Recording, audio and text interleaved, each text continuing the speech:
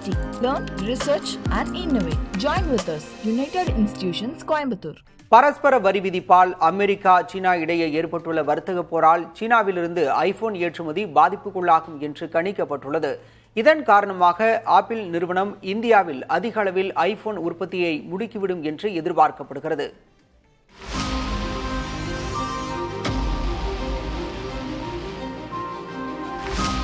சர்வதேச அளவில் கடந்த நிதியாண்டில் ஐபோன்களுக்கு வரவேற்பு அதிகமாக காணப்பட்டதை அடுத்து இந்தியாவில் அதன் உற்பத்தி 60% அதிகரித்தது.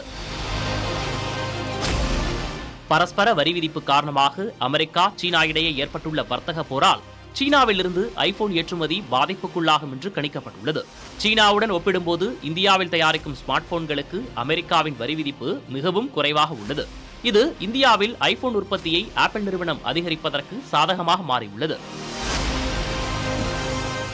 இந்தியாவின் ஸ்மார்ட் போன் ஏற்றுமதி 2024-25 ஆண்டின் 11 மாத காலத்தில் 1.75 லட்சம் கோடி ரூபாயை தாண்டியது.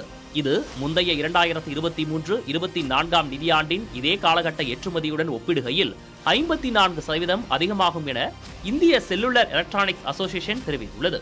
ஒட்டுமொத்த ஏற்றுமதியில் ஆப்பிள் ஐபோனின் பங்கு 70% உள்ளது. தமிழகத்தைச் சேர்ந்த ஃபாக்ஸ்கான் நிறுவனம் ஐபோன் உற்பத்தி மற்றும் ஏற்றுமதியில் முன்னணியில் உள்ளது. சைனாவோட டிபெண்டன்சி ஃபார் சப்ளைஸ் அவங்க குறைச்சி வர்ற நிலையில் இந்தியாவில் உற்பத்தி செய்வதற்கு வாய்ப்பு அதிகமாக இருக்கின்றது. ஏன்னால் ஏற்கனவே நம்ம பண்ணி கொண்டு இருக்கிறோம். India is a good manufacturing centre for apple. அதனால் நம்ம உற்பத்தி செய்வது ஜாஸ்தியாகும், மேலும் மேலும் அதிகமாகும் என்று நான் கருதுகின்றேன். இது நமக்கு நல்லது. இதில் என்ன அட்வான்டேஜ்?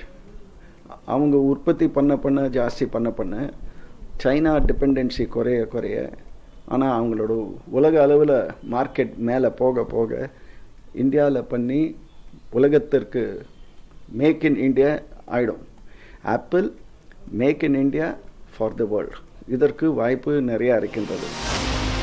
கடந்த மார்ச் 31ஆம் தேதியுடன் நிறைவடைந்த 2024-25 நிதியாண்டில் ஐபோன் விற்றுமுதல் 1.89 லட்சம் கோடி ரூபாயை தொட்டது.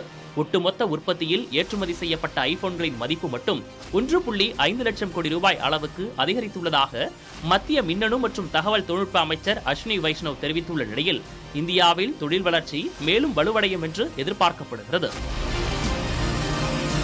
புதிய தலைமுறைக்காக ஒளிப்பதிவாளர் சிவராஜுடன் செய்தியாளர் விக்னேஷ் முத்து.